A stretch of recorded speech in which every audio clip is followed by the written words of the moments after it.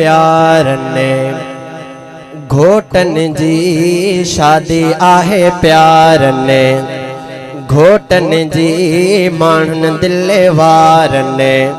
सुहणन जी शादी आहे प्यार ने घोटन जी माण्हुनि दिले वार ने सुहणन जी कयार बलाया सजाया खुदा ही जोड़ मिलाया कयार बलाया सजाया खुदा ही जोड़ मिलाया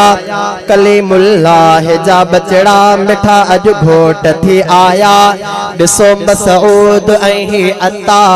शादी आहे प्यार ने घोटन जी माण्हुनि दिले वार ने सुहणन जी कयार बलाया सजाया खुदा ही जोड़ मिलाया कयार बलाया सजाया खुदा ही जोड़ मिलाया कलीमुल्लाह जा बचड़ा मिठा अज घोट थी आया ॾिसो मसऊद ऐं अता शादी आहे प्यार ने घोटन जी माण्हुनि दिले वार ने सुहणन जी वालिद तने जो खुश थो ॾिसे जे चेहरो जंहिं जो पियो थो बहके वालिद तने जो खुश थो ॾिसे जे चेहरो जंहिं जो पियो थो बहके मौजी भी ठरी दिल आ मची वई हीअ महफ़िल आ मौजी भी ठरी दिल आ मची वई हीअ महफ़िल आ ख़ुशी भाउरनि बिमल आए खुदा आहे आस पुॼाए ॾिसो मसऊद ऐं अता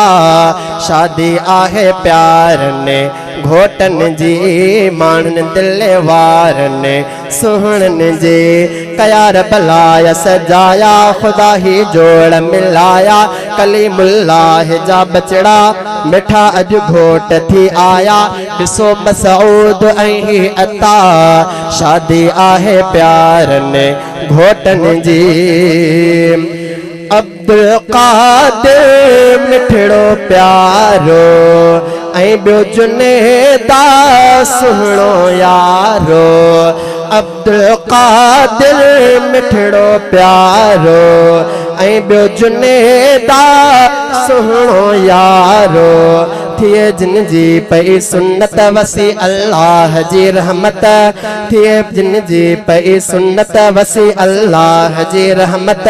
मुबारक थो ॾियां सब खे भला राथो चवां सब खे ॾिसो मसऊद ऐं अता शादी आहे प्यार ने घोटन जी माण्हुनि दिले वार ने सुहणन जी हाजी इमदादुल्ला साहब नेमत बख्शी सुहणे आरब हाजी इमदादुल्ला साहब नेमत बख्शी सुहणे आरब आहे रहबर ही असांजो मिठो दिलबर ही असांजो चारई ही घोट मिठड़ा मुंहिंजे साईं जा बचड़ा ॾिसो मसऊद ऐं अता शादी आहे प्यार ने घोटन जी माण्हुनि दिले वार ने सुहणन जी दुआऊं ॾेई शेर लिखियो मूं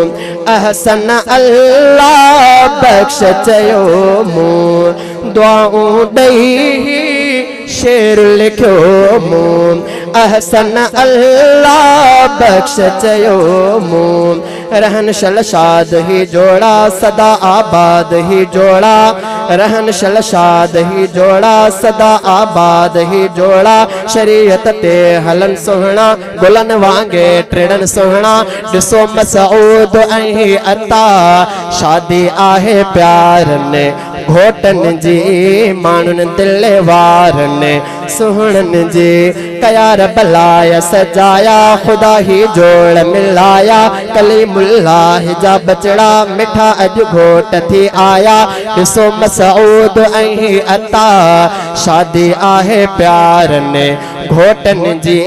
माण्हुनि दिले वार ने सुहणन जी।